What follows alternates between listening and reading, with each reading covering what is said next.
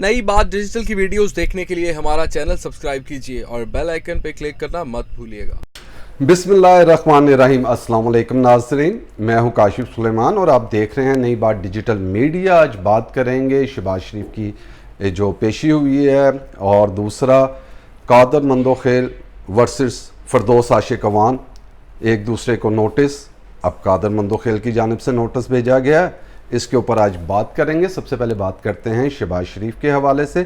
शहबाज शरीफ की जो FIA में पेशी हुई है अदालत के अंदर, उन्होंने जाके कहा कि जो FIA की तफ्तीशी टीम है वो उनके साथ गैर मुहज़्ज़ब तरीके से गुफ्तगू करती है, बेहुदा गुफ्तगू करती है, बदतमीज़ी करती है। उनका ये भी कहना था कि ऊंची ऊंची आवाज़ में उनके साथ बात की जाती है, उनका मजाक उड़ाया जाता है। आप देख सकते हैं कि क्या मकाफ़ात अमल है जिनकी उंगली के इशारे से पंजाब के अंदर चीज़ें ऊपर से नीचे हो जाती थी। वो 3 बार के वज़ीर आला रहे और बिला शिरकत गैर, यानी जो हुकूमत रही 10 साल, तो वो मुसलसल जो पिछले हैं उसके अंदर वो वज़ीर आला पंजाब रहे।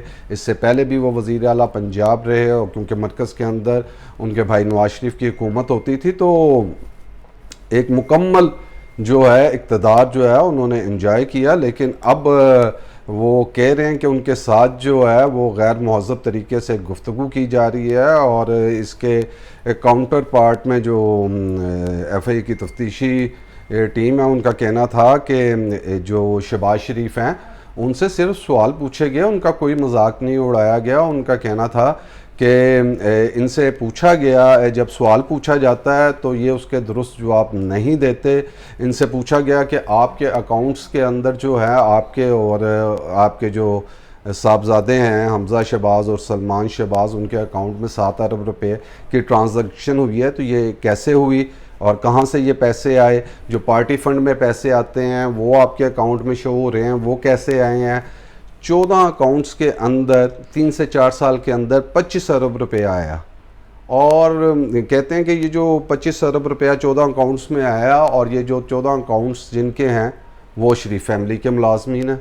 तो वो पूछते हैं ये पैसा कैसे है, और कहते हैं जब हम ये सवालात जो हैं उनसे करते हैं तो वो आगे से कहते हैं कि मैंने पंजाब की बड़ी खिदमत की, ऑरेंज लाइन ट्रेन बनाई है, मेट्रो बस सर्विस चलाई है। वो कहते हैं कि जी मैंने शुगर के अंदर जो है वो अपनी फैमिली के अरबों रुपए का नुकसान किया है और अवाम को रिलीफ दिया है। जबकि हमारे मुतल्लिका सवालात मुख्तलिफ होते हैं, जब इनसे पूछा जाता तो वो कहते हैं जी इस हवाले से हमज़ा से बात करें, इस हवाले से मेरे वकील से बात करें, और वो इसके जवाब नहीं देते। वो कहते हैं हमने तो जो शहबाज शरीफ हैं उनको कॉफ़ी की पेशकश भी की कि आप कॉफ़ी पिएँ, और लेकिन हमने उनके साथ किसी किस्म की जो गैर मुहज़्ज़ब गुफ्तगू है वो नहीं की है। और ये बताता चलूँ कि पाकिस्तानी सियासत के अंदर ये कोई नई चीज़ नहीं है।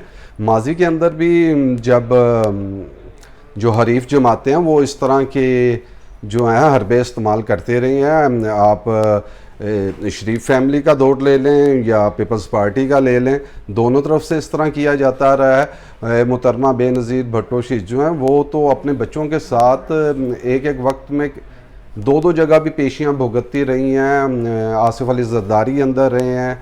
इसी तरह जब उनकी हुकूमत होती थी तो फिर शरीफ फैमिली के ऊपर होता था।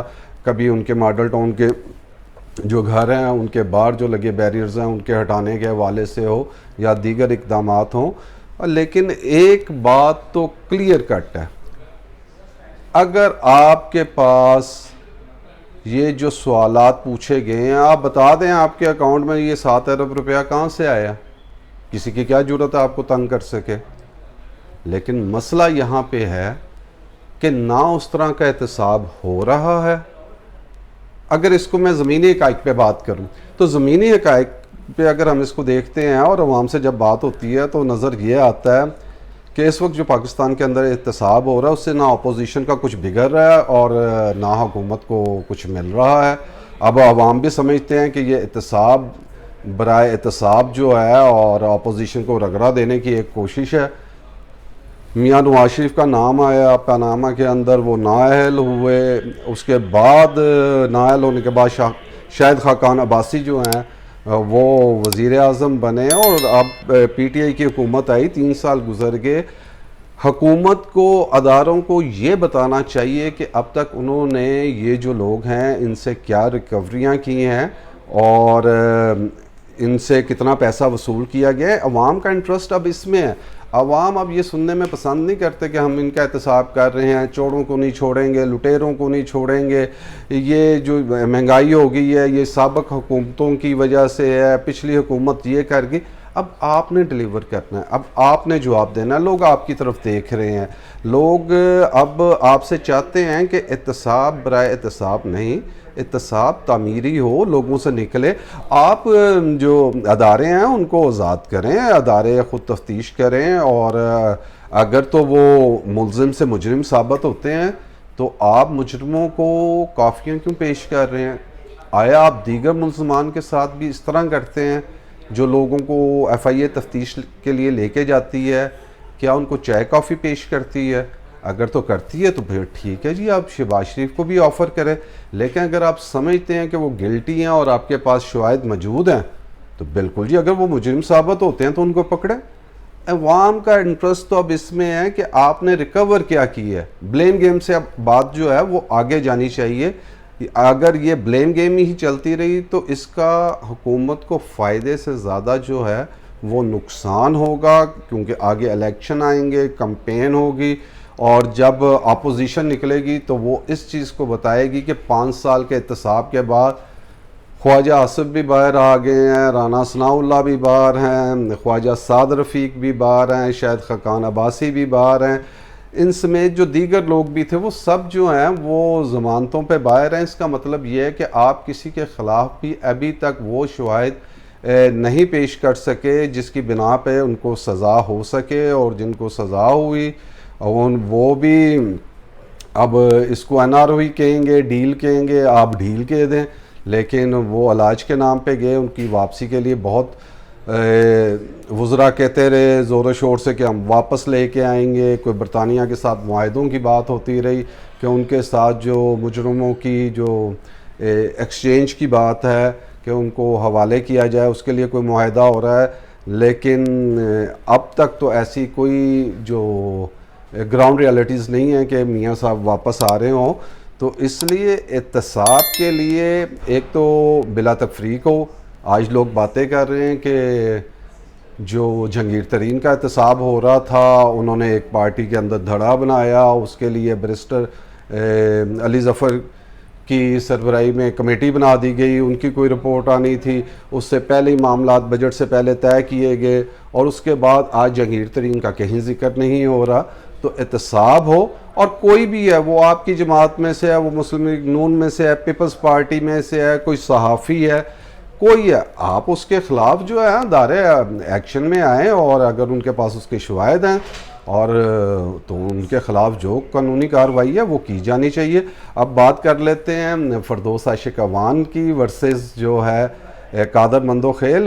ان کے درمیان ایک ٹی وی ٹاک شو کے اندر ایک لڑائی ہوئی جس کے اندر فردوس عاشق اعوان نے قادر مندوخیل کو نہ صرف تھپڑ مار دیا، اور ان کے درمیان پھر ایک تلخ جملوں کا جو ہے وہ تبادلہ بھی ہوا، اور جس کے بعد جو فردوس عاشق اعوان ہیں انہوں نے 1 ارب روپے کا نوٹس جو ہے وہ قادر مندوخیل کو بھیجا تھا، اور کہ آپ 14 دن کے اندر، ان کا الزام یہ تھا کہ ٹاک شو کے اندر جو ہیں انہوں نے میرے والد کے اوپر جو ہے وہ گھٹیا الزامات لگائے ہیں، ان کے اوپر کرپشن کے الزامات لگائے ہیں جو بے بنیاد ہیں، اور انہوں نے جو ہے حتک عزت کا جو ہے وہ دعویٰ کرتے ہوئے 1 ارب روپے ہرجانے کا نوٹس جو ہے وہ بھیجا تھا قادر مندوخیل کو. دوسری جانب قادر مندوخیل نے بھی ایف آئی آر درج کرانے کی کوشش کی، اور کراچی کے اندر وہ عدالت بھی گئے، لیکن کہا گیا کہ کیونکہ یہ پروگرام جو تھا وہ اسلام آباد کے اندر ہو رہا تھا اس لیے یہ وہاں پہ